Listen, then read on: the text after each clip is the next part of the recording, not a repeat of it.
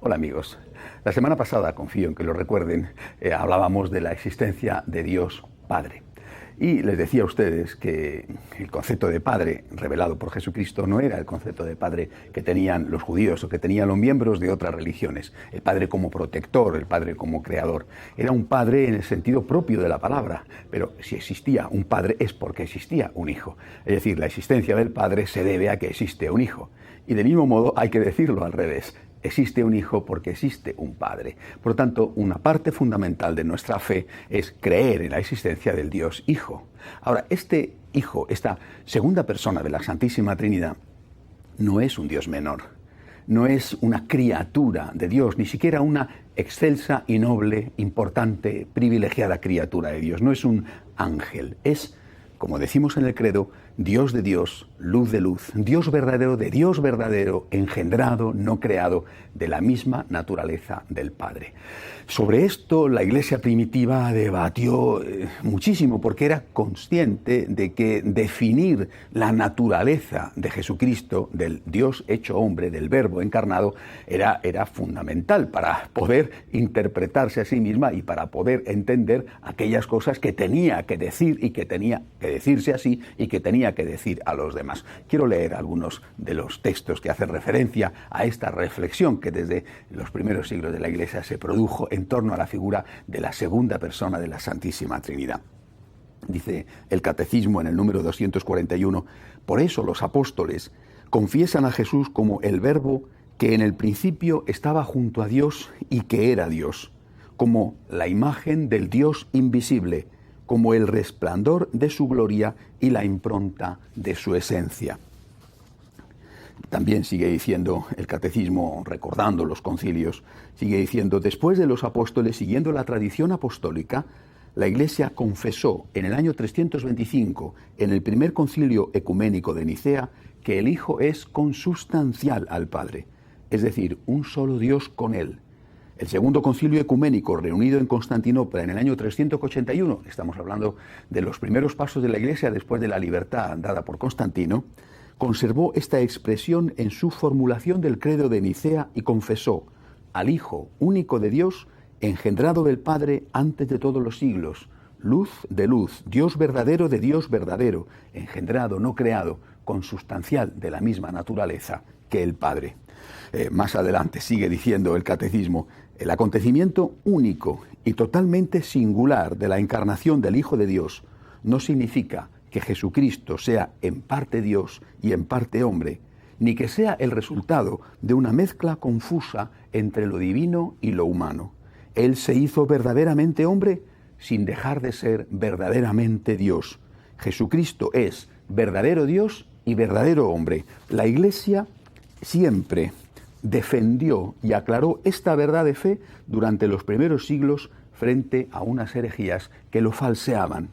En el artículo 470 añade el Catecismo, puesto que en la unión misteriosa de la encarnación la naturaleza humana ha sido asumida, no absorbida, la Iglesia ha llegado a confesar con el correr de los siglos la plena realidad del alma humana con sus operaciones de inteligencia y de voluntad, y del cuerpo humano de Jesucristo. Pero paralelamente ha tenido que recordar en cada ocasión que la naturaleza humana de Jesucristo pertenece propiamente a la persona divina del Hijo de Dios que la ha asumido. Todo lo que es y hace en ella pertenece a uno de la Trinidad. El Hijo de Dios comunica, pues, a su humanidad su propio modo personal de existir en la Trinidad.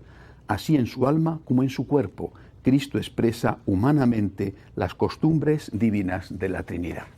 Bien, perdonen las citas, pero es que son temas muy importantes y conviene dejarlos bien claros, aludiendo exactamente a lo que enseña la Iglesia, a lo que dice el Catecismo. Yo se lo recomiendo siempre, cuando tengan alguna duda, el Catecismo. ¿Qué dice la Iglesia? ¿Qué enseña la Iglesia? Por desgracia, a veces te encuentras con unos o con otros que o lo han olvidado o lo malinterpretan. ¿Qué dice la Iglesia sobre cualquier tema? En este caso, ¿qué dice la Iglesia sobre Jesucristo? Si tuviéramos que resumirlo, diría, primero, antes de que ese Dios se hiciera hombre, ya existía ese Dios. Es decir, en un momento dado de la historia, Dios se hizo hombre, pero Dios ya existía antes. Por lo tanto, si eso es así, podemos decir, tenemos que decir, que la segunda persona de la Santísima Trinidad, el Hijo eterno del Padre, ese Dios de Dios, luz de luz, Dios verdadero de Dios verdadero, ese es el que subsiste. Por lo tanto, lo que nosotros vamos a conocer como Jesucristo, el Hijo de María, es la persona divina, la segunda persona de la Santísima Trinidad. No hay dos personas, hay una sola, que existía desde siempre. Esa persona divina, que es la segunda de la Santísima Trinidad y que comparte con las otras dos personas divinas la única naturaleza divina, esa persona divina asume en la encarnación la naturaleza humana. No asume una especie de persona humana, de tal forma que en la figura de Jesús hubiera dos personas. Eso sería, francamente, una esquizofrenia. La única persona divina subyace en el Jesucristo que nosotros vemos en el llamado Jesús histórico, en el Hijo de María. La única persona divina es la que está ahí. Solo hay una persona en el Hijo de María. Esa persona es la segunda de la Santísima Trinidad, el Hijo eterno del Padre. Pero esa persona, por la encarnación, mantiene la naturaleza divina, es Dios verdadero y por la encarnación va a asumir la naturaleza humana con todas sus consecuencias. Así, por lo tanto, fundamental, como doctrina básica, para que nos quede bien claro para todos, un elemento esencial de nuestra fe. Creemos que Jesucristo, el Hijo de Dios, el Hijo de María, es verdadero Dios y verdadero hombre. El Hijo de María es verdadero Dios. El Hijo de Dios se ha hecho verdadero hombre tomando carne de la carne de María. Es decir, creemos que Jesucristo, este que conocemos, este que amamos, es realmente Dios, verdadero Dios y también verdadero hombre. Pero hay solo en Él una persona y dos naturalezas. La única persona divina que existía desde siempre, ese Hijo único de Dios, que ha asumido la naturaleza humana, lo cual le hace convertirse en verdadero hombre a partir del momento de la encarnación. Esta es la definición de nuestra fe. Esto es lo que creemos con respecto a Jesucristo. Pero no es todo lo que creemos, naturalmente. Es decir, hay que preguntarse, ¿y por qué? ¿Por qué Jesucristo, por qué el Hijo de Dios se hace hombre? ¿Por qué? ¿Por qué se mete en este lío? ¿Se ha venido a dar una vuelta turística a la Tierra? ¿Ha venido a conocer sus provincias, a conocer sus dominios, a hacer una visita de inspección? ¿Ha venido a hacer un tiempo de descanso con los hijos de los hombres, a solazarse con ellos, como decían que hacían en los mitos los dioses paganos? No. El Hijo de Dios se ha hecho hombre por amor al hombre, para salvar al hombre, para completar la revelación, para derramar su sangre redentora, para cubrir el precio de la justicia de Dios y para enseñarnos de verdad qué significa que Dios sea amor. Esto es lo que ha hecho el Hijo de Dios, eso es lo que hace el Hijo de Dios. Dios es amor, decimos, y lo decimos de verdad, y lo decimos porque vemos a Jesucristo, el Hijo de Dios hecho hombre, el Dios verdadero convertido ahora por amor al hombre en hombre verdadero. Y no solamente convertido en hombre verdadero, sino que sufre todo lo que un hombre verdadero sufre y más. Es verdad que hay muchos hombres que han sufrido muchísimo y sufren muchísimo. Desde luego Jesús, no sé si apuró todos los límites de todos los sufrimientos humanos, pero apuró bastantes, con la diferencia de que Él, aun siendo hombre verdadero, era también Dios verdadero, lo cual eleva el mérito a una categoría infinita. Ante esto, ¿qué tenemos que hacer? Yo pienso que solo podemos hacer una cosa, solo debemos hacer una cosa, dar gracias. No podemos ni debemos hacer otra cosa, dar gracias. ¿Cómo es posible que un Dios se haya hecho hombre? ¿Cómo es posible que el Todopoderoso se haya querido meter en la fragilidad de una criatura suya? Hace muchos años paseaba por el campo, lo cual es una cosa que hago poco, pero que me encanta hacer, y vi una hilera de hormigas, ¿no? Y cuando paseaba, estaba haciendo la meditación sobre el amor de Dios, pensaba sobre el amor infinito de Dios. Yo vi aquella hilera de hormigas, bueno, por supuesto, no las pisé, ellas que estaban en su casa, y era yo el extraño en aquel campo, en aquel paisaje bonito, y en un momento me quedé mirando las hormigas, siempre tan afanadas de un lado para otro, llevando sus pedacitos de rama, sus pedacitos de hoja, bueno, iban a su hormiguero, volvían de su hormiguero. Pensé, si un día un hombre se hiciera hormiga para salvar a las hormigas, las hormigas tendrían que estar muy agradecidas, ¿no? Y este hombre, mucho más inteligente que nosotros, fíjate, se ha hecho hombre, se ha hecho hormiga y nos ha construido aquí unos hormigueros más resistentes, o nos ha ayudado a llevarnos bien entre nosotras y nos ha ayudado, suponiendo que eso fuera así, no todo lo contrario, ¿verdad? Las hormigas tendrían que estar agradecidas. La diferencia que hay entre Dios y un hombre es muchísimo mayor que la diferencia que hay entre un hombre y una hormiga. Como somos tan soberbios, como nos creemos tanto, como nos creemos el centro del universo y como nos hemos comido todos los frutos del árbol de la ciencia del bien y del mal y nos hemos emborrachado de soberbia, pues no nos damos cuenta de que no somos dioses y de que es extraordinario, impresionante. Si no fuera porque es verdad, resultaría increíble que Dios se haya hecho hombre. Muchísimo más que un hombre se hubiera hecho hormiga. Que Dios se haya hecho hombre por amor al hombre, que haya aceptado morir en una cruz, que haya aceptado derramar su sangre, que haya aguantado lo que ha aguantado y lo que sigue aguantando de nosotros. Esto es impresionante, es decir, es que no puede haber amor mayor que el que Dios ha tenido por nosotros. Por eso, este amor reclama amor. Y no me canso de decirlo. Y en realidad, cuando he hecho la fundación de los franciscanos de María, es simplemente por esto, para defender los derechos de Dios y para decir, el amor de Dios reclama tu amor. El amor de Dios reclama que tú caigas de rodillas ante Él diciéndole, gracias Señor, por amor tan grande, no lo merezco, lo necesito, pero no lo merezco. Gracias, Señor, por tu amor infinito. Y quisiera terminar esta reflexión sobre Jesús, una vez que he hablado desde el punto de vista teológico de quién es Él, y quisiera dejar claro de verdad que estamos ante el Dios verdadero y el hombre verdadero, pero que lo que subyace es la única persona de la Santísima Trinidad, la segunda persona de la Santísima Trinidad, la única persona divina, y que esta persona toma la carne humana y se hace verdadero hombre. Una vez dicho esto, quisiera hoy invitarles a que hicieran una oración conmigo a Jesús.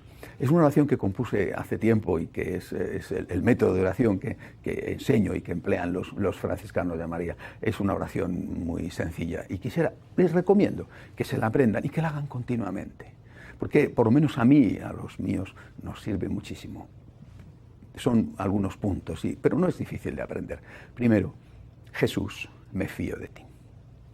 Les he hablado de que hay que fiarse del Padre. El Padre, ese Padre creador, ese Padre bueno, merece confianza, y que el hombre empieza el pecado original por la desconfianza. Se deja seducir por la serpiente, que le dice que Dios no es de fiar. Fíjate, si Dios no es de fiar, va a ser de fiar el hombre, ¿verdad? Pero el hombre se lo cree, se aleja de Dios y entonces está a merced del enemigo. Volvamos a esa confianza en el Dios Padre, volvamos a esa confianza en el Dios Hijo. Por eso Jesús, el Hijo de Dios, el Dios y hombre verdadero, la divina misericordia, reclama la confianza. Y eso hay que hacerlo siempre, en lo bueno, pero sobre todo en lo malo, claro, porque es en la confianza, en los momentos de dificultad donde hay que mostrar la confianza. Empecemos nuestra oración a Jesús diciéndole lo que Él quiere que le digamos, lo que le dijo a Santa Faustina, lo que le dijo a Santa Margarita María. Digámosle, Sagrado Corazón, divina misericordia, Jesús, confío en ti. Repito, especialmente en los momentos de dificultad, en los momentos de oscuridad, en los momentos de duda, en los momentos en los cuales no entiendes el por qué te pasan las cosas. En ese momento, ponte delante de Dios, mírale a los ojos, mírale crucificado. ¿Tú crees que de verdad no puedes fiarte de Él? Eso no significa que te vaya a sacar de los problemas y vas a seguir sin entender por qué determinados problemas, a veces tan horribles, por qué los permite, pero no puedes dudar de su amor. Jesús, me fío de ti. Y a continuación, dile algo que Él está deseando escuchar. Tan deseando que yo creo que ha venido para eso. Bueno, ha venido para salvarnos, pero ha venido para que nosotros en un momento dado le digamos, Jesús, te quiero. Te quiero. Y hay que decírselo. Y además yo invito a la gente a que se lo diga también entre ellos, ¿no? Es decir, es muy importante decirle a otra persona, a un amigo, a la esposa, al marido, decirle, te quiero, te quiero. Y hay que decirle quizá también, además de te quiero, por ejemplo, te admiro, pero te quiero, ¿sabes? Te quiero, no estás solo. En Italia tienen una forma de decirlo muy bonita, ¿no? Dicen, te voglio bene, te quiero bien, te quiero. Jesús, yo te quiero. Y se nos cae la cara de vergüenza, por lo menos a mí, a lo mejor ustedes que son más buenos que yo no se les cae la cara de vergüenza, a mí sí.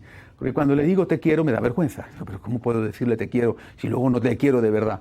Pues digámosle como San Agustín decía, ¿no? Es decir, desear amar ya es amar. Bueno, pues desear querer ya es querer. Jesús, te quiero querer. Soy consciente de que te mereces que te quiero querer. Ayúdame a quererte más. Jesús, te quiero. Y eso significa que aunque hay otros afectos en mi vida, tú eres el primero. Eres el afecto más importante que hay en mi corazón. Dios no tiene celos de que tú quieras a otros. No tiene celos de que el papá quiera a sus hijos o de que el esposo a su esposa, la esposa a su marido. No tiene celos de que quieras a tu patria, no tiene celos de que quieras tu trabajo. No tiene celos. Dios no es un Dios celoso. Lo que quiere es ser el primero. Tiene derecho a ser el primero porque es Dios. Pero es que además, gracias a que Él es el primero, si Él es el primero, el resto de los afectos ocupan su lugar. ¿Cuántas veces te encuentras con personas que dicen, yo daría la vida por mis hijos? Y para mí los hijos son lo más importante en mi vida. Y a lo mejor hasta se lo creen, pero resulta que después se divorcian, por ejemplo, y bueno, a veces no es culpa suya, ¿verdad? Se lo han dado el plato servido, ¿no? Pero en otros casos sí, por infidelidad, ¿no? A veces se divorcian y después, ¿qué sucede con sus hijos? Pues que se encuentran en unas condiciones, bueno, no siempre, pero sí en muchas ocasiones, en unas condiciones muy penosas. O sea, si tú quieres tanto a tus hijos, y depende de ti, ¿verdad? O si no depende de ti es otra cuestión, pero si tú quieres tanto a tus hijos, ¿por qué no te sacrificas por tus hijos? Es decir, cuando Dios está en el primer lugar, el resto está colocado en su sitio. Y cuando no está en el primer lugar, al final las otras cosas ocupan el lugar de Dios. Y ocupando el lugar de Dios, por ejemplo, en el orden de los afectos, todo se desordena. Y más pronto, más tarde, evidentemente, se pagan las consecuencias. En tercer lugar, le decimos a Jesús, te adoro. Te quiero significa que eres el primero en mi corazón, pero te adoro significa que eres el primero en mi orden de valores. Yo no adoro a nadie más que a Dios. He hablado ya de esto en uno de los programas precedentes, citando a un escritor español, Jiménez Lozano, y que decía, el estricto monoteísmo de nuestra fe nos impide adorar a otros dioses. No podemos doblar la rodilla ante los poderes del mundo. No podemos adorar el dinero, y muchos lo adoran, el becerro de oro. Y al dinero dedican alma, vida y corazón, y sacrifican la familia, la salud, sacrifican la vida eterna. Yo le digo a Dios, solo ante ti doblo mi rodilla, solo tú eres Dios para mí. Pero no solamente adoran el dinero, por ejemplo, adoran el poder, el placer. Bueno, hay gente que adora a veces otras cosas, ¿no? Hay gente que adora el fútbol, por ejemplo, o gente que adora determinados caprichos. Yo adoro solo a Dios. Y este punto es especialmente importante dejarlo claro en un contexto en el cual no pocos católicos están adorando, aunque no se den cuenta de ello, ¿verdad? Por ejemplo, a los partidos políticos. ¿Cuántas veces los obispos se lamentan, con razón, de que sus cartas pastorales, haciendo indicaciones para el voto, no son escuchadas ni leídas siquiera por una parte de los católicos practicantes? Hombre, que no las escuchen los que no se consideran católicos, pues es lo normal. Bueno, deberían escucharla, que es una voz interesante, pero bueno, pero oiga, es que los católicos practicantes, yo he oído muchas veces esta expresión, incluso a veces me ha dolido por personas próximas que dicen, los curas que digan lo que quieran, ¿no? Y me encuentro con personas, repito, a veces personas próximas, que votan a partidos políticos que llevan en su programa llevan una ideología y unos propósitos claramente contrarios a lo que enseña la Iglesia. Da lo mismo, da igual. El Papa que diga lo que quiera, los obispos que digan lo que quieran. Para mí es más importante tal o cual político. No voy a decir nombres porque además este es un programa internacional y seguramente que muchos pueden poner los nombres de sus respectivos gobernantes, ¿verdad? Pero esta es una realidad y la constatamos con dolor todos los días. Pienso, por ejemplo, en mi patria, en España. Si los católicos practicantes hubieran hecho caso a la jerarquía de la Iglesia, que ha hablado en repetidas ocasiones, determinadas leyes no se habrían aprobado. y no se habrían aprobado y no habrían servido de modelo a leyes parecidas que se han aprobado en países de Latinoamérica. Esto es una realidad. Pero como esos católicos practicantes han decidido que la Iglesia diga lo que quiera, no se dan cuenta de que han colaborado gravemente con el mal y han adorado a un Dios que no es el Dios de Jesucristo. En la medida en que nosotros no ponemos a Dios en el primer lugar de la vida, en el primer lugar del interés de nuestras cosas y no solamente en el primer lugar del interés de nuestros afectos, en esa medida las cosas quedan completamente desordenadas y a veces, muchas veces además, las consecuencias son muy graves. Por eso, te adoro significa que aunque tenga tal o cual simpatía política, primero para mí es Dios. Y primero para mí son las enseñanzas de la Iglesia. Y si la Iglesia dice no se puede votar a un partido que está promoviendo el aborto, o que está promoviendo tal o cual ley contra la familia, o que está privándole a los padres del derecho a educar a sus hijos, pues podré tener una cierta simpatía, ¿verdad? Y a lo mejor no voy a votar a ningún otro porque este tiene este problema y el otro tiene otro. Bueno, pues eso ya será legítimo, pero no puedo votar a un partido que después tiene como consecuencia de su ejercicio del gobierno leyes que son inicuas y que son dañinas y que crean incluso la muerte de un montón de seres inocentes. Y qué grave responsabilidad la de los católicos cuando votan a ese tipo de partidos. Por eso, cuando yo digo, le digo a Dios que le adoro, significa que Él es lo primero en mi vida. Cuando le digo que le quiero, significa que es lo primero en mi corazón.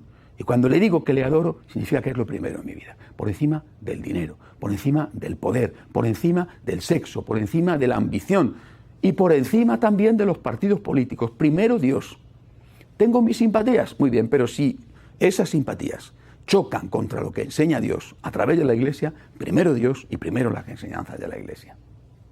Cuarto punto en esta oración a Jesús, como ven, tan importante y tan cargada de contenido, que aparentemente no dices más que una frase y estás haciendo en cada frase una lección de teología práctica.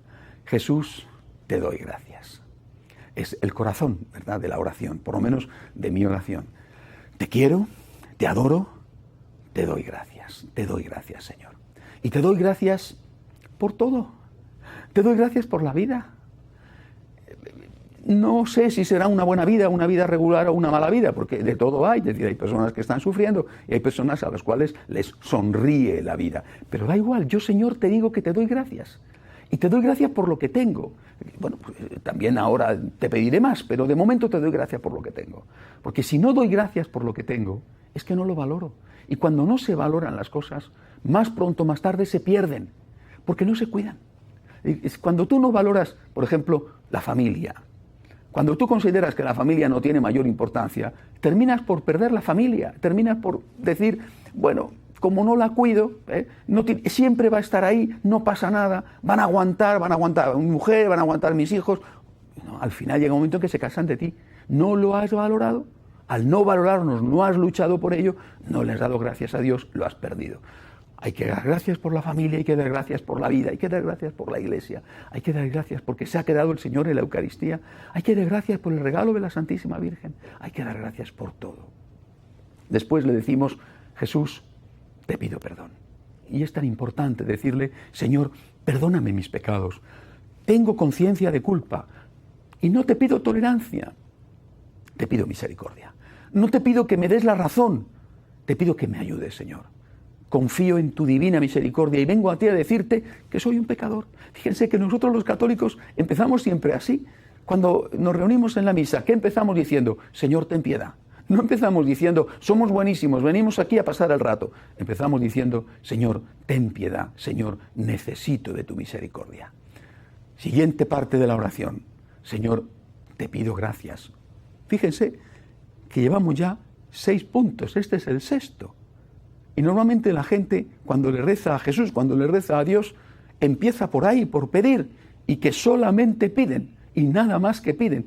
Y nosotros, claro que tenemos que pedir es importantísimo, pero oiga, pero pedir cuando llega la hora, cuando llega el momento. Primero le he dicho que le quiero, que le adoro, que me fío de él.